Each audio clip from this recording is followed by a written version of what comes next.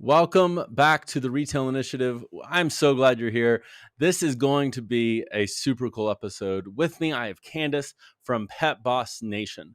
Now, if you aren't a pet retailer, I realize that you probably are like, oh, this isn't for me. But honestly, she is one of the best minds in retail right now. And I think that we have a lot, those of us not in the pet world, we have a lot that we can learn from this industry. There are so many things that they do well, from the way they do experiential retail to the way they have to really think about the way they add value to their customers, and the various experience things that they do. So I think this is going to be a really cool episode. For those of you listening, I'll cue the theme and we'll jump right in. And for those of you watching, we're just going to jump right into the interview. So see you soon. Well, thanks for tuning in to the Retail Initiative podcast. I am so excited to have my guest, Candace. Hey, Candace. Hey, how are you, Josh? I am great. So glad to be here. If you don't know who Candace is, especially if you're not in the pet world, she runs Pet Boss Nation, and they are an incredible group that of course, I'd love for her to share more about it. But they help so many retailers grow their businesses in so many different ways. And so honestly, even if you're not in the pet world, I think you're in for a treat. I didn't mean to talk about, you're in for a treat for the pet business. The pun is intended. Well, unintended, but I'll now make it intended. You're in for a treat. And if you're in the pet industry, oh my gosh, like she is, honestly, I can't think of anyone that I would say you should be listening to more than her. So, Candace, why don't you share, tell me, what is Pet Boss and what do you do for the pet community? Well, thank you for that awesome introduction, Josh. I really appreciate it. And thanks for having me here today. I'm excited to talk to all retailers because honestly, I am more passionate about business development than I am about helping you with your pet's nutrition and their gas. Right? Like there's a pet retailer that's like, we talk about dog poo and gas like more than anything else. So it's fun now in the business world to talk about other things like building your business. And that's Sure. what we help pet professionals with at Pet Boss Nation is we help them with improving their sales, making marketing a little bit easier, and then also helping them improve their leadership, right? I think a lot of us get into our businesses because we're passionate about whatever the subject is, and then we realize we need to hire a team, and that can become its own challenge, right? Is how we show up as a leader. So what we do now, I've been in the pet industry since 2004 as a retailer, doggy daycare owner, grooming salon owner. I've had a dog walking business. I even made our own dog bakery treats and sold wholesale at trade shows. The one thing I don't think I ever really did was have this big elaborate online store, which if I did, I would have worked with you for sure. But what we do now is we just help independent pet businesses have a community, see success, and just help them like have a place to go if they need their questions answered. And then of course we help people on the back end, like with our programs and one-on-one coaching and stuff. Sure, which I would love to, give you the opportunity to share more about that here in a little bit. You mentioned something that I think is really valuable, is this idea that people get into retail a lot of times because we're so passionate about whatever it is that we sell, whether it be fashion or home decor, or in your case, pet, which honestly is very, very common in the pet world. It's kind of like the outdoor industry, like just people very, very passionate about it.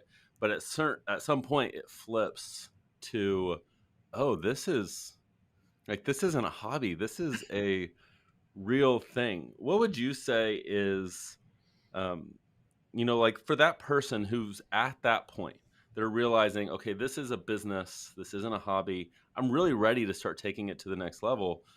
You mentioned building a team. What is kind of that first big piece of advice that you give to that person? It's like, I know I need to grow, but what do I need to be focusing on right now? Money. It's always about the money.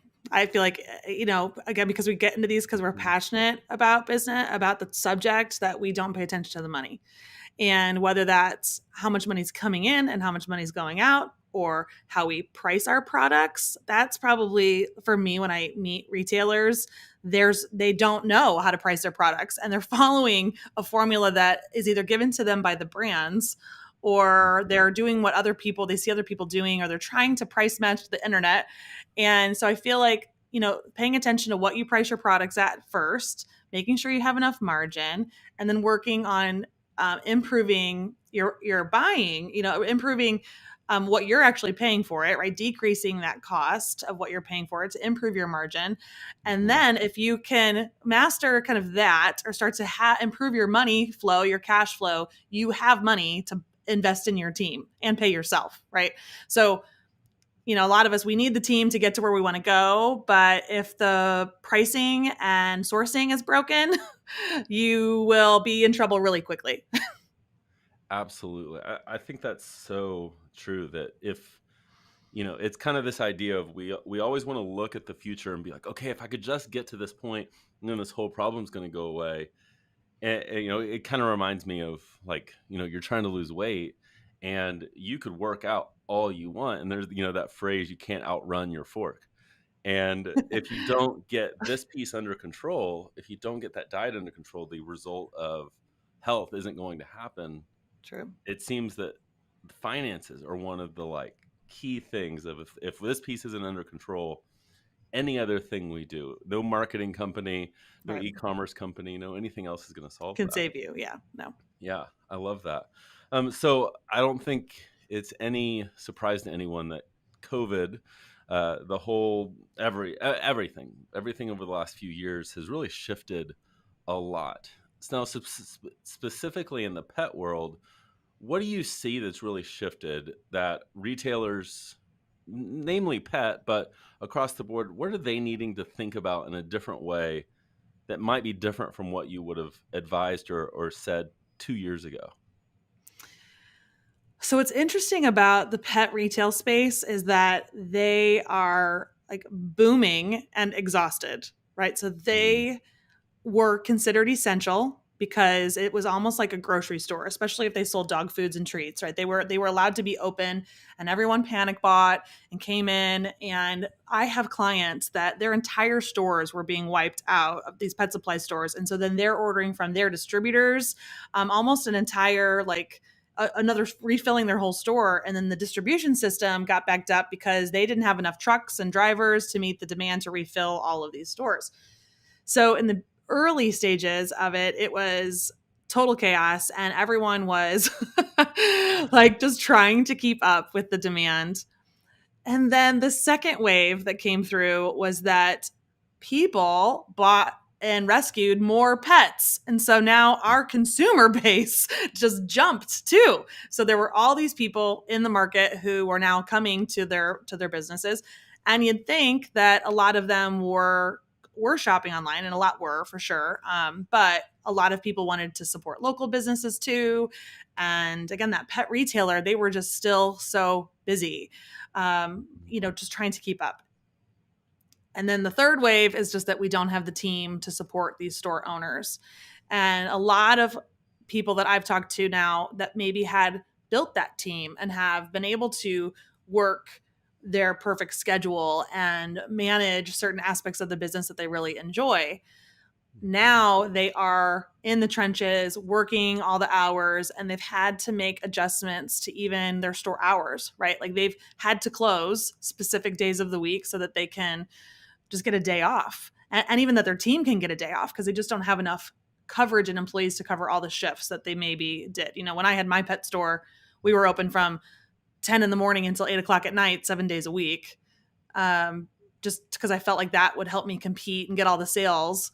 But I think the reality is that, your customer base is going to shop with you regardless. And consumers have kind of know that now. And there's a little bit more forgiveness of like how you're going to how you decide as a business owner, you're going to structure how you do business. hmm I feel like the public has been more flexible with that. So I don't know if that answers your question, but I think in general that is what has happened in the pet retail space. Pet service providers are a whole nother beast because nobody's using doggy daycare. Or I shouldn't say nobody; they weren't in the beginning. Now it is coming back, but doggy hmm daycare, boarding, people weren't traveling, people didn't need pet sitters, so that side of the industry is very different. But our retailers have been slammed. Their revenue is up significantly. They're anywhere from 25 to 50% up year after year. Even 2021 is up that much from 2020. It's crazy. Mhm. So it's crazy good, I guess, but they're exhausted. Yeah. I think at least the piece that's been on my mind, because I'm getting a lot of people that are reaching out, talking about all the things that they're wanting to do. But then I'm like, okay, well, let's talk about your team. And I'm like, oh, well, I lost my whole team. And frankly, I think that sometimes we need to see it. Where are we in business right now? Is this a time that is a growth period that I really need to be investing in growth, meaning like financial growth and bringing in new customers, revenue, and all of that? Or is this a time that honestly, like, we need to keep the ship together? I almost wanted to have a cuss word there because it would have applied also. Keep the dog poo Um, together. Yeah. yeah, we need to keep that together and Hmm. really just focus on sustaining what exists and then expanding infrastructure that can Yeah. support the growth that will happen. Yeah. Because honestly, mental health and the how exhausted this whole season can be, Hmm. I think, because in the entrepreneurial world, this idea of growth, growth, growth, growth, growth, which believe me, I'm all on board for. It can't be done at the cost of, like, at the end of the day, if you don't grow healthy, what are you really doing? Right. It's Yeah. not. Like, yeah, your quality of life is still important. Yeah, absolutely. Um, yeah. So obviously, my bias is e-commerce, and Hmm. my company helps brick and mortar retailers that are wanting to gain traction online. But in the pet world, it does look different. It's not. Yes. Shipping a 40-pound bag of dog food is Yes. not like shipping a top or Right. a Yes. candle. So where do you see e-commerce? Let's even go forward like Yeah. 2 years from now. I say that to kind of remove the idea of a shutdown or whatever. Maybe I'm just wrong. And if you're listening to this in 2024, I know nothing. But let's just assume that some things have eased up a few years from now. Where do you see e-commerce fitting in the pet world a few years from now? So it's interesting because, many of our retailers, again, if we're talking about like independent, which I feel like is truly like, 10 locations or less, there's a huge group of independent pet stores that are, single locations or maybe even up to five. But there are many, many stores that have, or businesses that have, 20, 25 or 200 locations, right? Like the big box stores. So let's talk specifically about like independent pet.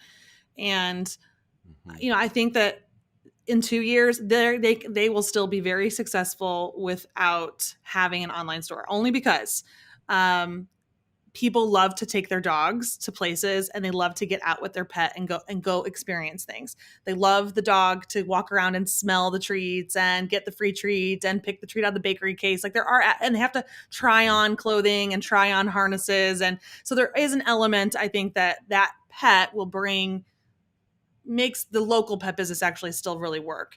But Mhm. there's a huge missed opportunity that these retailers who haven't found a way to be online, there is a missed opportunity there. But I know why it exists. And like you said, there's lots of challenges that are just different in the pet space, like the dog food being too heavy to ship, or a lot of independent pet retailers now carry more fresh food, raw frozen food, and they have freezers Mhm. and they can't ship that stuff. They also have a lot of CBD and hemp products now too that they can't put CBD online, Oh, yeah. and they're getting shut down. And so, and honestly, there's just so many SKUs in the pet world. Like all the different sizes of bags, all the different flavors, grain free, not, um, and a lot of the small independent stores just don't have the space to dedicate to a shipping area. Their product varies in size. A dog toy can be little or it can be massive.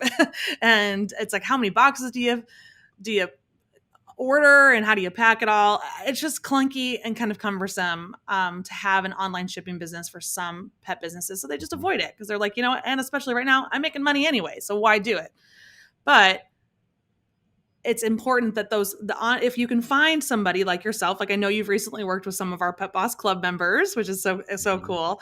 I know Patty Zeller, you just did her website, right? Yeah. Love From Animal Animal Connection. Connection. And so if more of them, I think, can get over the fear of the tech and actually find ways to maybe not feel like they have to sell everything, but Mhm. have some stuff. And if there's, you're the expert here on this, but if there's ways to separate out like what can be picked up locally versus what is allowed to be shipped, or Mhm. I know another big fear is that it's like, well, but what if it's not in stock in my store and it has to be special ordered? Like, demystifying all of those pain points that this retailer is going to experience and making it easy for them to come online is going to be really important if Mhm. they're going to do it. Sure. Yeah, and honestly, I'll get on calls with people. In fact, this happened to me yesterday, where I was like, "It doesn't sound like you should be doing this. Yeah. I don't think it fits your goals. I don't think it fits your lifestyle." So let's say that one of your members gets on a coaching call with you and ask you, "Hey, I'm really thinking about launching online. I'm thinking about adding e-commerce. What might be the thing? Like, if you were to leave them with a point of like, hey, think about this.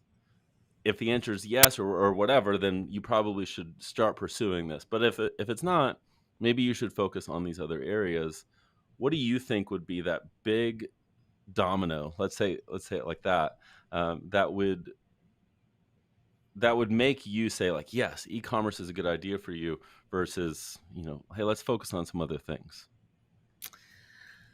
If the business owner really understands that e-commerce needs to be it's like its own department inside your business. Mhm. It's its own business model that needs its love and attention.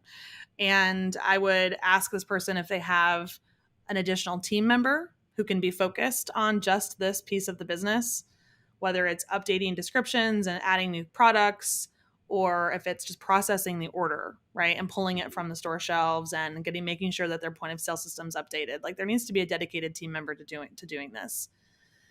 And then, as you know, we can't just build it and hope they come. There has to be a marketing plan to drive the traffic to your Mhm. website. And I don't think again, I feel like you can do this with a pretty small budget still and start to build some momentum, but you have to be willing to spend some money on maybe Facebook ads or Instagram ads, or you have to be willing to start to believe that Instagram can work for you by being consistent and pressing all the buttons and trying different things. But that takes an investment of either your time or your money to have somebody else do it. You're not just going to Mhm. build it and orders are going to start coming in. You have to really understand that just like your existing brick and mortar business has its own nuances, this online store is also is going to need attention and can't just be built and forgotten. Absolutely. I completely agree. uh, the my like core concept, and if you've been listening to this podcast at all, it's this idea that I think COVID really brought this forward, but that we are a brand. We're not a store with a website or a store with an Instagram. We are a brand that serves customers wherever they are and wherever we are. And the truth is that I think like Shopify, for example, there's so many good themes out there and people talk about it all the time. And I think there's this idea of like, oh, I can just go get a theme, put some images up, and then I'm going to start making money. And where I typically say like, oh no, we're not a fit.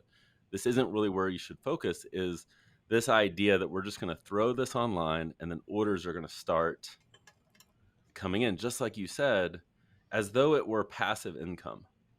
And it really is just like you said, it is almost a completely other store. Mm-hmm. It is location 1, location 2. And this other location takes almost just as much energy. Now, there's some things you don't have to do in the same way. You don't have to staff it to the same degree where you're dealing with schedules to make sure that whatever overlaps at the right times with your store hours, there's some flexibility there that lends to things like remote staff and things that you couldn't have done Mm-hmm. with your store. But to think that you're going to take your sales associate and all of a sudden have them doing these other things, it's probably not going to work out. Right. like we would hope. Um, and it takes so much effort to create that online experience Yeah. like we would want. And there are a lot of there's some catalogs already out there, and there are some platforms that do make it easy to like get your inventory up online, and they own, Mhm. the options are to for in-store pickup or local delivery.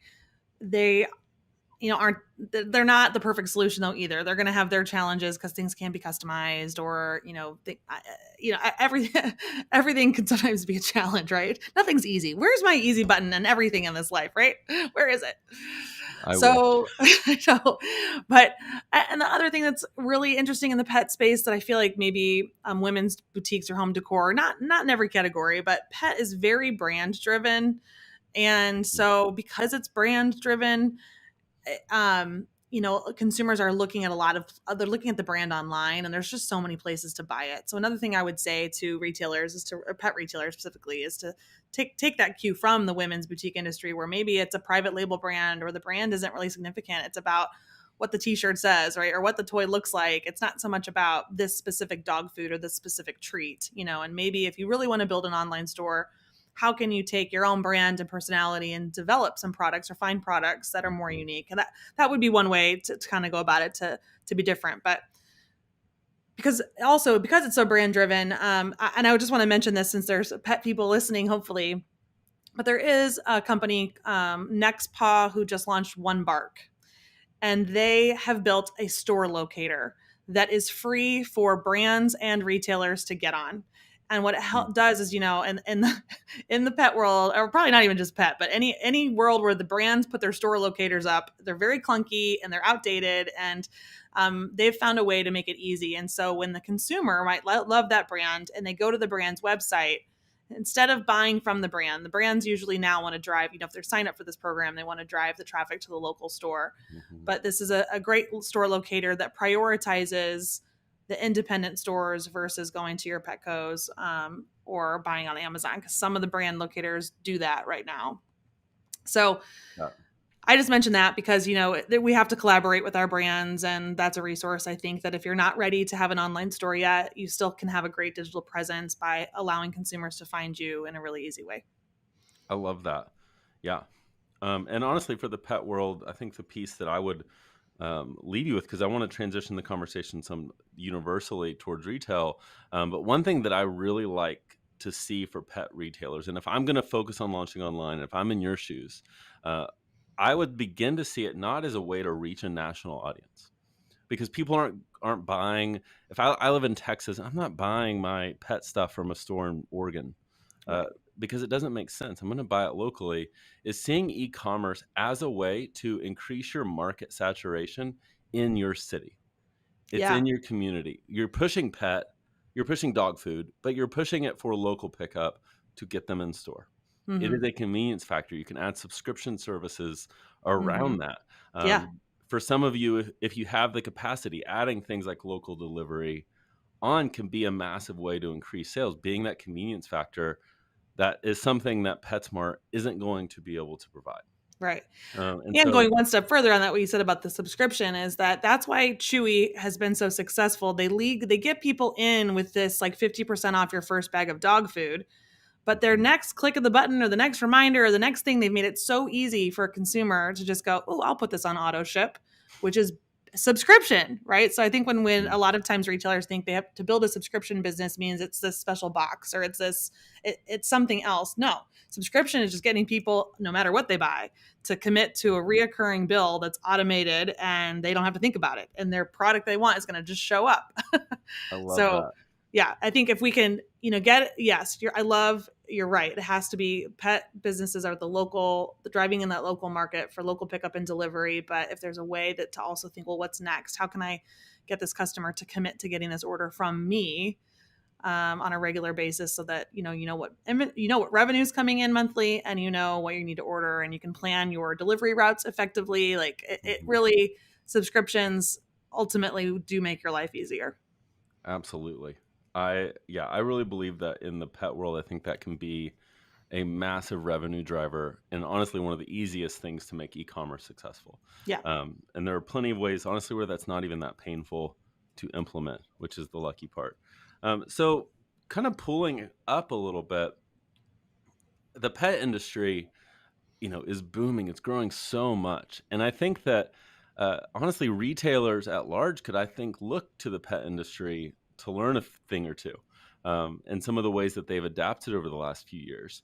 If you are a clothing boutique or a home decor business, what would you look at in your current community to say like, oh, maybe we could learn a thing or two here and start to apply it to our business? Okay, I have four things actually.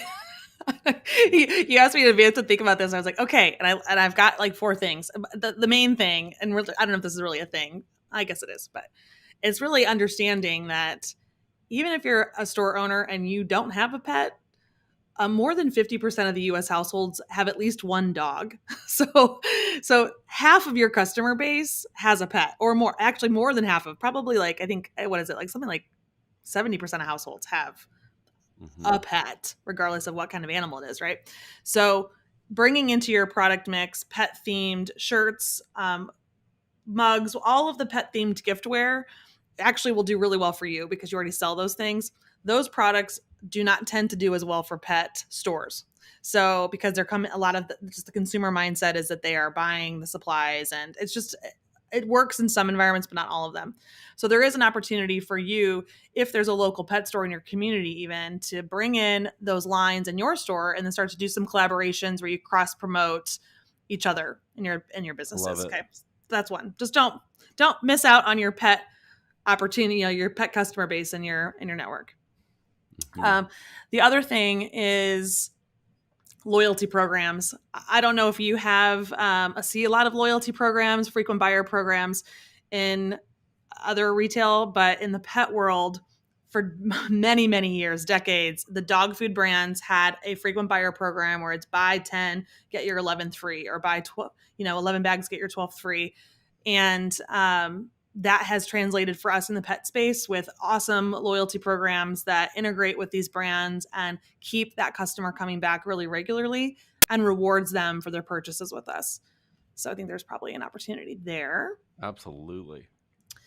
And then the two next big things are really that a lot of the pet retailers have also added a service within their business, whether that is a self wash station or they have a grooming salon.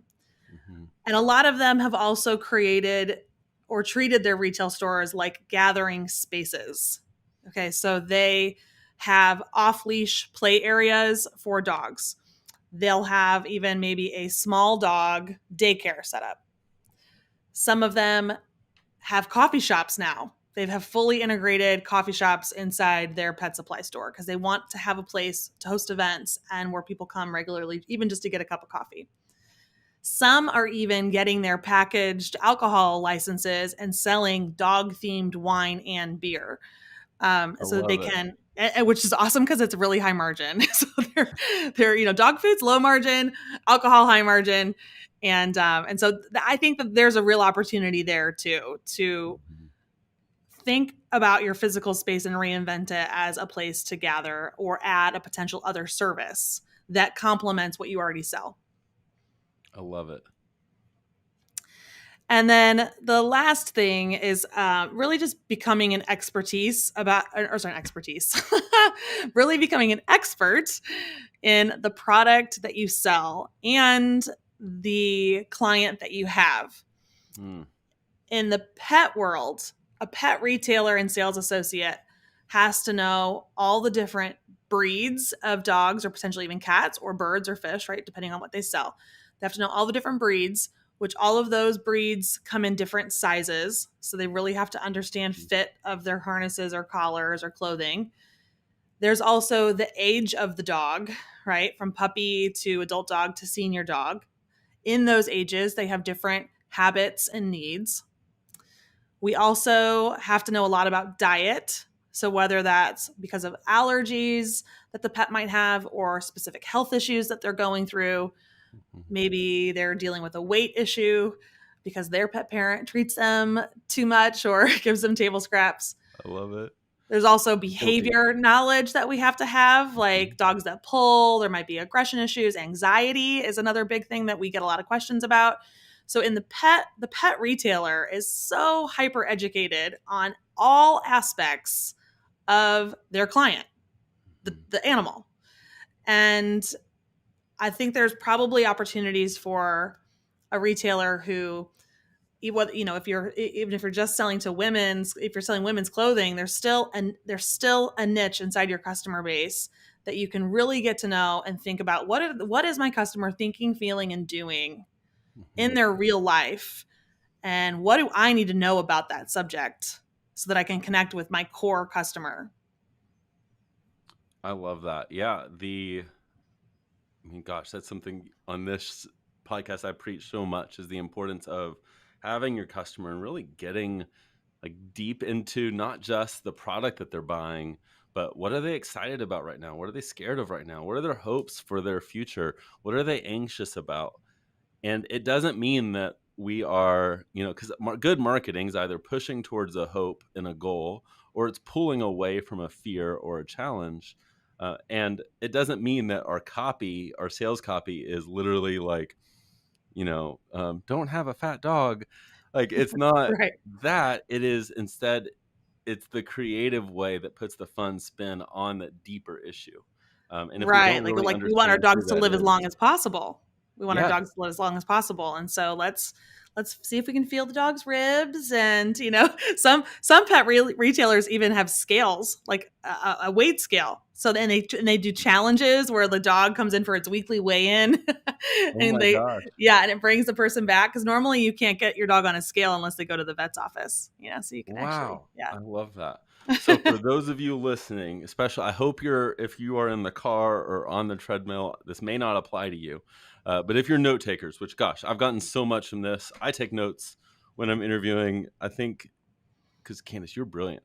So Oh, the four thanks. things that you got to make sure that you're getting here that I think we can all learn from the pet world is one, understand.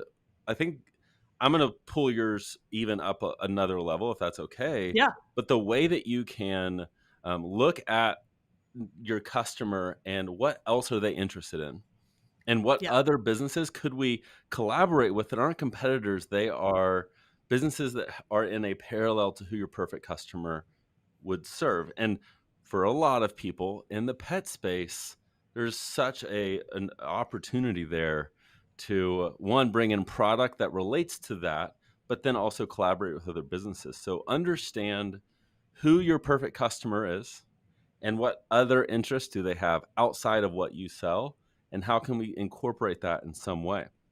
The second that I loved was loyalty. The pet industry does this honestly probably better than anyone, and people are obsessed with this stuff. And based on how your perfect customer is, what could this look like? And I realized, look, if you're a high-end apparel business, it's not going to be, buy 11 dresses and get a Right. 12th free, but it can look like something else.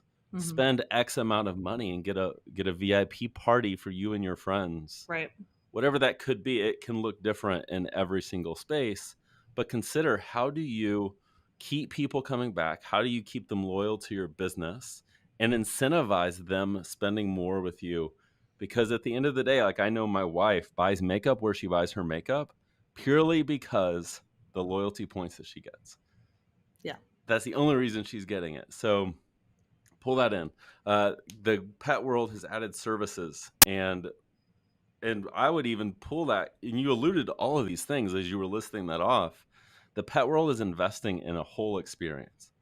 Even outside of what they sell, they're creating this space and this way of, hey, come here for all these.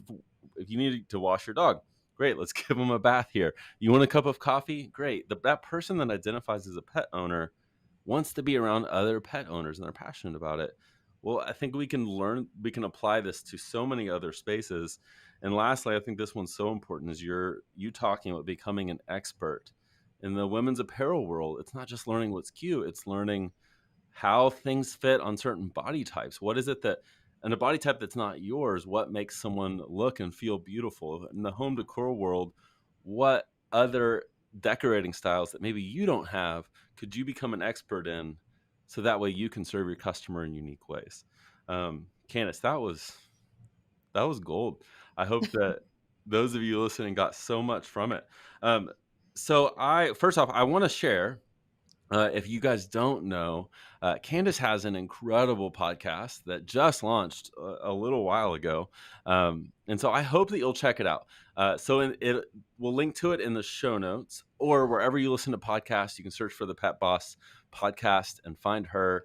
Um, yes, definitely for the pet industry, but I think that even those of you not in it can learn a thing or two because, gosh, Yeah. you I even had the woman who does my hair here in town. She's like, I started watching your Facebook lives and they listen to my podcast too. So, just replace pets with whatever you sell because business is business. And I like to give a dose of, I think, inspiration and fun. So you can connect with us anywhere. But just go to petboss.com. Easy to remember, petboss.com, and you can find all our stuff. I love it. Yeah, and if people do want to connect, so there's petboss.com. Where else can people connect with you or learn more about what you do? Well, I have a pet industry Facebook group. So if you just search Pet Boss on Facebook, you'll find our group. It's for brands, sales reps, photographers, bloggers, retail store owners, pet sitters, really anybody who works in the pet industry or has clients in the pet industry. Like Josh, you're in that group too, can join us there. So go ahead and find that. And we're on Instagram and Facebook, and I speak at local trade, or not local, but I speak at trade shows in the Mhm. pet industry. So I'll be at Global Pet Expo, and I've been speaking there for the last 5 years, and I'll be at Super Zoo this year. So I'm ready to get out and about. I love it. Well, if you're going to any of those markets, swing by and say hello to her, and definitely connect, on her Facebook group or whatever. Honestly, if you are a pet retailer, I can't recommend her enough for anyone, but specifically for the pet world. I really do mean this. I would say this even if she wasn't here. If someone messaged me and said, "I'm opening a pet store. Who do I need to learn from?" Candace would be the first person that I would say. So, Oh, Candace, thanks. thank you for being with me today.